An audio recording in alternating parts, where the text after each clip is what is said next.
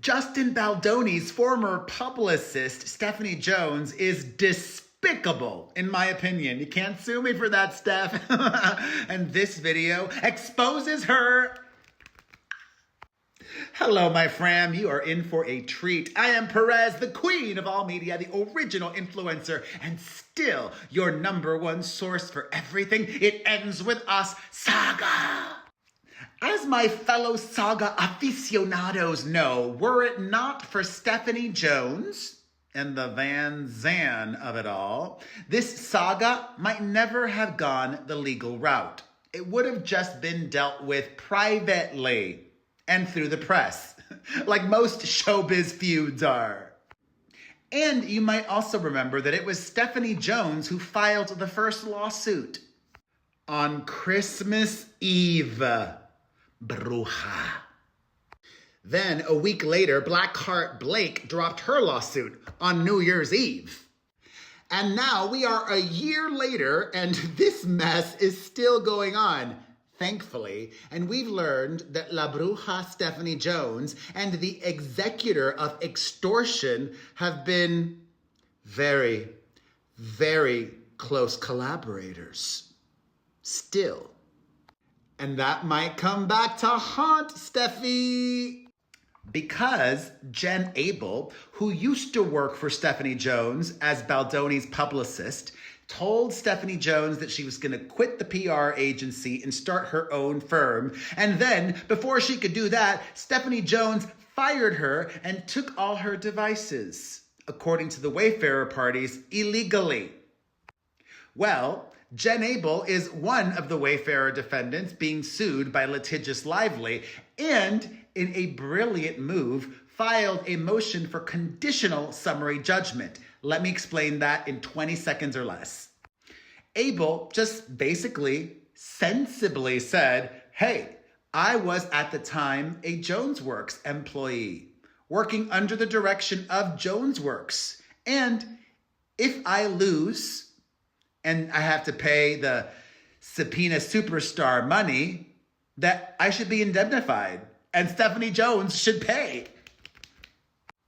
And there's been some chatter that Dick Poole has been actually not just financing his wife, but also Stephanie Jones. So at the end, it would all come out in the wash, right? Say a little prayer and fingers crossed that the Wayfarer parties win on all their claims. But if they lose and if Jen Abel is found liable, then Scarlett Johansson's ex-husband, if this motion for conditional summary judgment is granted, Ryan would pay Stephanie Jones, who then would give the money back to them. If we are to believe that the power couple have been bankrolling Stephanie Jones, and that's a really good rumor, speculation. I'm not saying that's true. I'm just saying I've heard that, okay? Well, as many of you know, and there was a very infamous Business Insider article, Stephanie Jones's reputation is garbage. And today we are hearing from her former employees. Wayfarer just dropped a reply memorandum of law in further support of third-party plaintiff Jennifer Abel's motion for conditional summary judgment. And it is our boy Kevin Fritz took the lead in this, and he says, quote, regardless of how Stephanie Jones tries to minimize her role, JonesWorks cannot sidestep that A, JonesWorks was contractually obligated to perform public relations services for the Wayfarer clients. B, JonesWorks employed Abel as its vice president of talent and as the point person for the Wayfarer clients. C, Jones knew of Abel's activities that are the subject of Lively's claims. And D, JonesWorks was handsomely paid by the Wayfarer clients for the work Abel performed for them, without any commission being paid to Abel, as is standard. Shady Steffi, very on brand for her. JonesWorks' assertion that it maintains an ethos of positive publicity is refuted by former employees and her own words. Footnote, I've seen this before, but I don't know if you have. This is so savage. Kevin Fritz included a link to Glassdoor, where former employees complain and spill the tea and talk smack and are just honest about their previous employer. And he also includes the Business Insider article where they say many reviews on Glassdoor highlight a challenging management style, particularly involving the CEO, Stephanie Jones. The feedback describes a toxic and controlling atmosphere with verbal abuse, high turnover, and lack of HR support.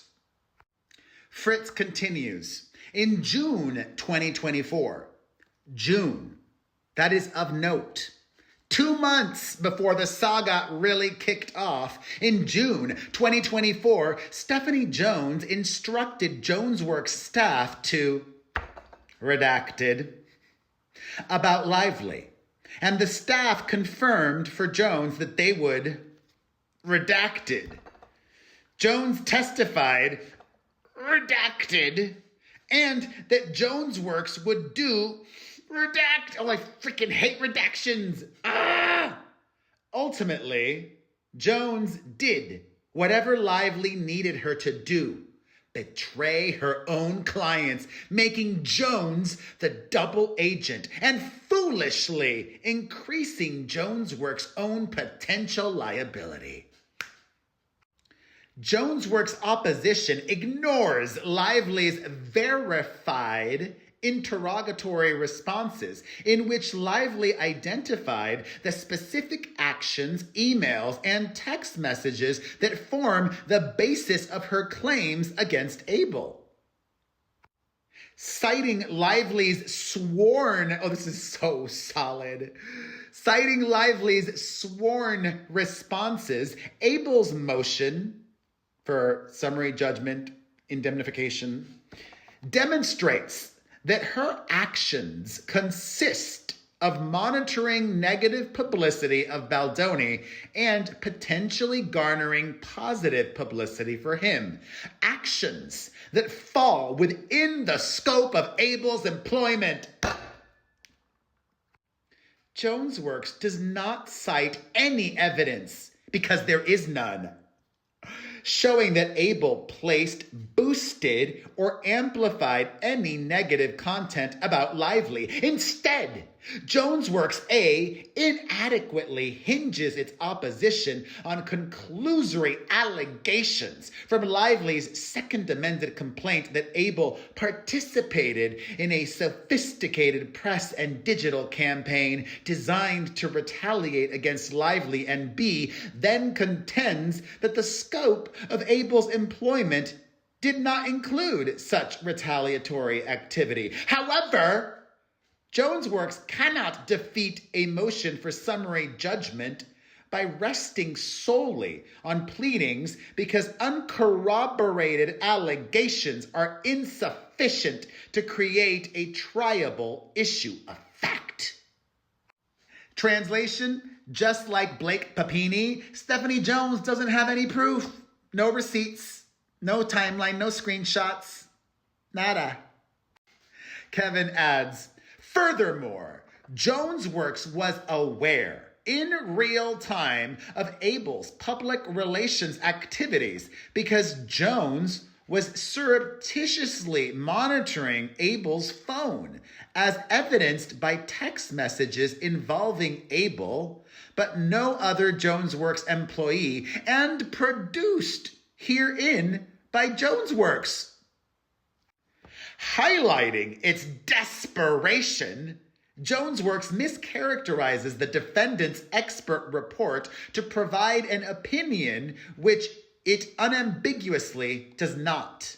Specifically, citing the expert report's reference to Lively's allegation that a retaliatory smear campaign is not standard public relations. It's not. Sorry, it's not. JonesWorks disingenuously contends that the expert concluded that Abel's actions were not ordinary public relations. In other words, even though the expert clearly refers to Lively's claims and what is alleged in her second amended complaint, Jones Works misrepresents that such statements are the expert's opinions. In any event, Jones Works has now opened the door and waived any objection to the admissibility of the expert report. As such, the court should consider the expert's unrebutted opinions that the steps outlined for the Wayfarer clients in the scenario planning document, so heavily relied upon by Lively, are consistent with standard reactive crisis management practices, and that any artificial proactive campaign to discredit Lively would have taken weeks or months to effectuate, not mere days, as she alleges. All right, that's all real solid. I'm just going to skim through the next part. We don't need to go into it in detail. Argument: the record demonstrates that Jones Works should indemnify Abel. Abel acted within the scope of her employment for Jones Works. Jones Works admits that it is a well-known public relations firm, that it hired Abel in 2020, and that it later promoted her to vice president of talent.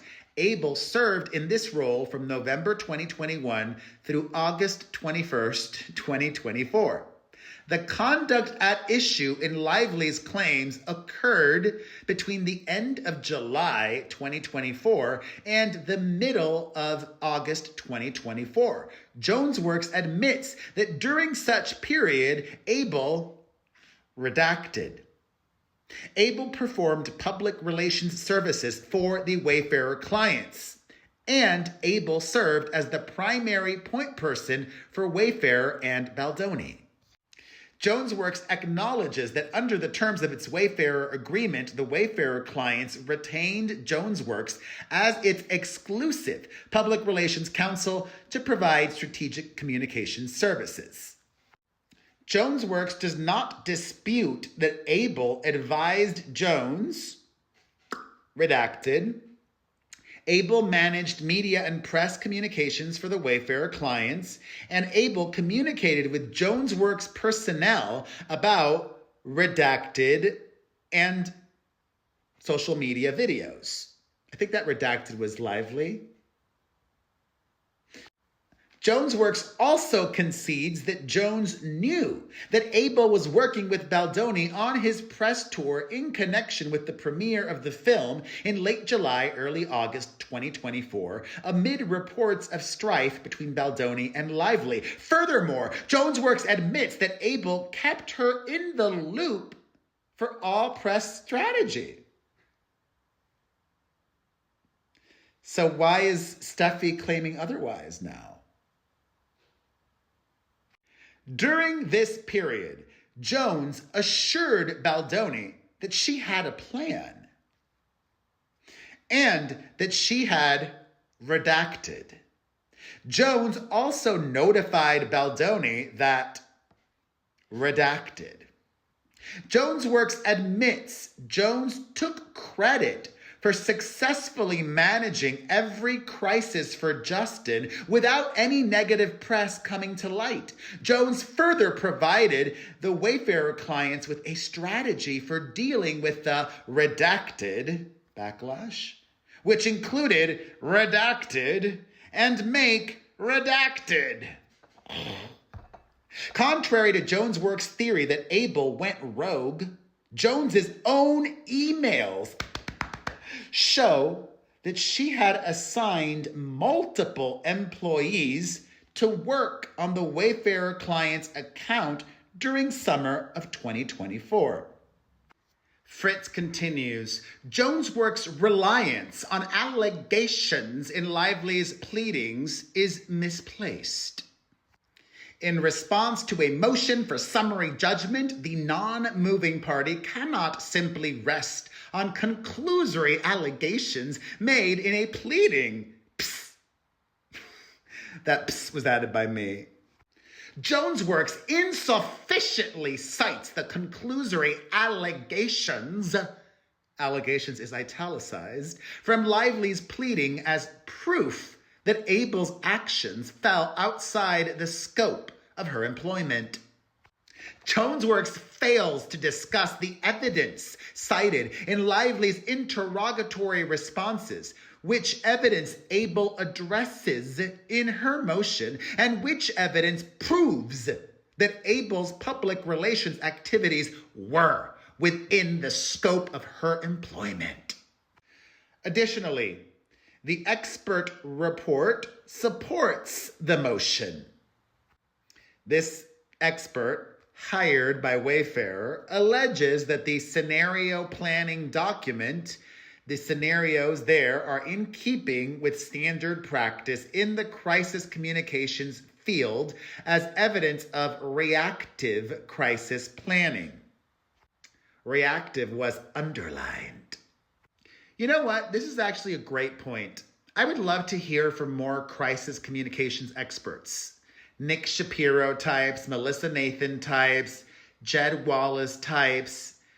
Is what Jed and Melissa and what Nick probably has been doing, is that all standard retaliatory crisis planning and implementation?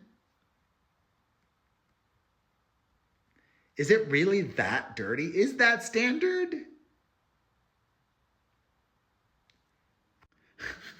Plus, Fritz is basically just calling Stephanie stupid. He says, Abel's public relations actions were foreseeable. Meaning, you should have known, Steph. Jones Works further argues that it did not foresee the conduct at issue and or the conduct was not a natural incident of Abel's employment. However, Jones Works neither specifically addresses the conduct identified by Lively in her interrogatory responses, nor cites any evidence demonstrating that such conduct was unforeseeable or not a natural incident of Abel's employment. The record demonstrates that Abel's conduct was not only foreseeable, but also that Jones played an integral role therein. In fact, when Jones was notified about growing tension between Lively and Baldoni, Jones told her team, including Abel, that they would redacted, and directed her team to redacted about Lively. Jones Works personnel responded to Jones's instruction stating, redacted. Jones then redacted her team. Stated it differently, Jones instructed Jones Works employees to redacted. Jones Works seemingly argues that basic public relations work, responding to press inquiries, monitoring media coverage, and coordinating messaging is beyond the scope of Abel's employment.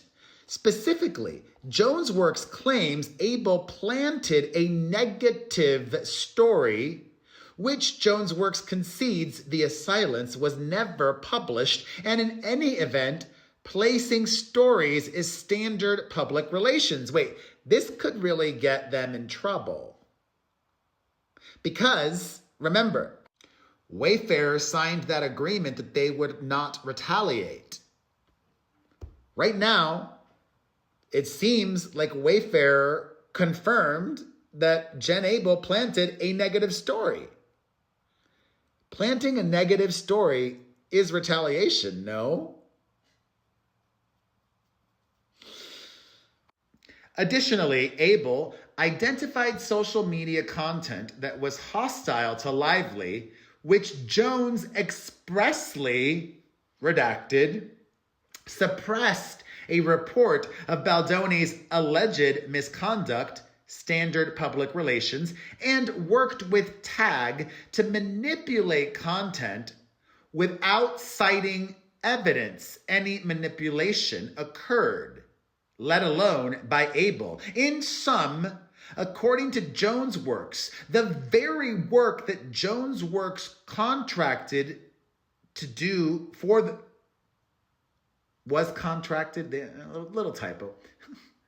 In sum, according to Jones Works, the very work that Jones Works was contracted to do for the Wayfarer clients, and which the expert report confirms is standard public relations activities, are beyond the scope of Abel's employment. The court can and should reject that notion without a trial.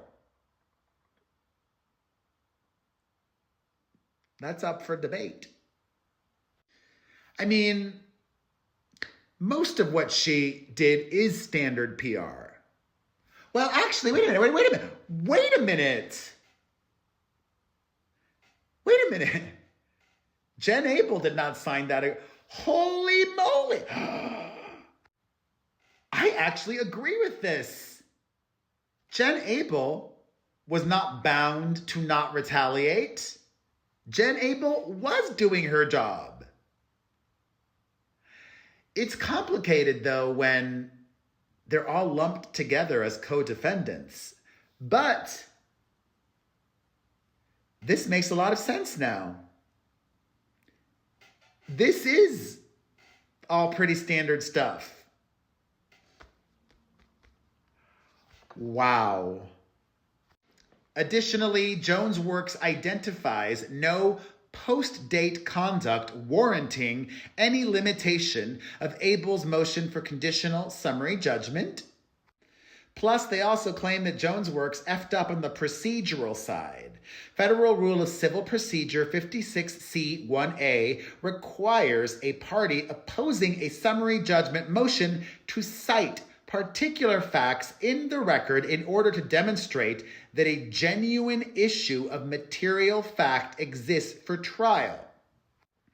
Jones Works' response and counterstatement is a 64-page smokescreen littered with improper qualifications on uncontested facts, feigned disputed or partially disputed facts without any contrary support, improper argument, and newly asserted facts irrelevant to Abel's motion. In response to certain facts it cannot dispute, Jones Works tries to limit its response by writing, for instance, undisputed as to the content of Jones's referenced testimony. Jones Works also purports to cite evidence that does not actually controvert Abel's assertions. In some instances, Jones Works dispute facts, but cites no evidence at all. For these reasons, the court should grant Jennifer Abel conditional summary judgment against Jones Works on the second cause of action in her amended third-party complaint. Indemnify her! I think she should. I think she has to. I think this one will be an easy one for the judge, I hope. I also hope you book a cameo from me. I love making personalized videos for you all. And shh, if you made it through to the end, I'm on sale. My cameos are on sale this weekend for the holidays at a very, almost too affordable price. Book me right now at cameo.com/myname. And that's all you need to know. Book me on Cameo, and in the comments section, say Cameo. Say Cameo in the comments section. Thoughts on what Fritzy argued. Thoughts on how the judge will rule. Thoughts on Stephanie Jones's employees and her directives to her employees. What's lying beneath the magical redactions? Let's discuss it all in the comments section. Say Cameo in the comments section. Like and share this video. I love ya. Let's chat.